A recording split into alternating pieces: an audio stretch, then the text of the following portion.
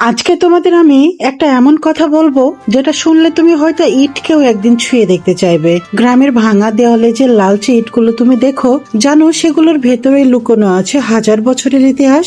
শেষটা না শুনলে পুরোটা বোঝা যাবে না।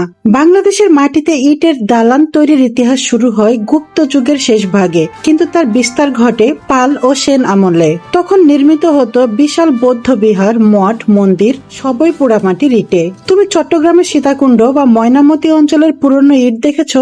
এগুলোর গায়ে আজও আছে হাতের ছাপ, যেগুলো রেখেছে প্রাচীন নির্মাণ শিল্পীরা। এরপর মুঘল যুগে ইটের ব্যবহার একে শিল্পের রূপ দেয়। তৈরি হয় মসজিদ, কেল্লা, প্রাসাদ, যেমন লালবাগ কেল্লা বা ৬০ গম্বুজ মসজিদ, যার প্রত্যেকটা ইট ছিল হস্তনির্মিত এক একটি জীবন্ত চিহ্ন। ইটের গায়ে কখনো লেখা থাকতো নাম বা সংখ্যা। এটা ছিল দৈনিক উৎপাদনের হিসাব রাখা ও রাজকীয় নির্মাণে স্বাক্ষর রাখার এক পদ্ধতি। এমনকি ব্রিটিশ আমলেও রেল স্টেশন, অফিস কোয়ার্টার সবকিছুতে ইট হয়ে উঠেছিল আধুনিকতার প্রতীক। The walls speak if only we know how to listen. জানো কেন?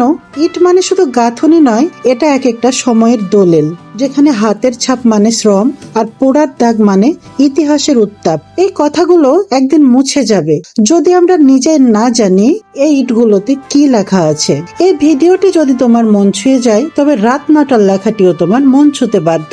তাই আমাকে হারিয়ে না ফেলতে চাইলে এখনই যুক্ত হয়ে যাও। জানার না জানার মাঝামাঝি যেটুকু বিষয়, সেইখানে থাকো। তোমার কথা বন্ধু শিরিনের গল্পে থাকো। আর আজকের গল্পটি কারো জীবন বদলে দিতে পারে, এমনকি কখনো প্রয়োজন হতে পারে তোমারও। তাই সেভ করে রাখো এবং শেয়ার করে দাও প্রিয় আপনজন। অন স্টোরি এডে বাট নেভার এ লেজিয়ন।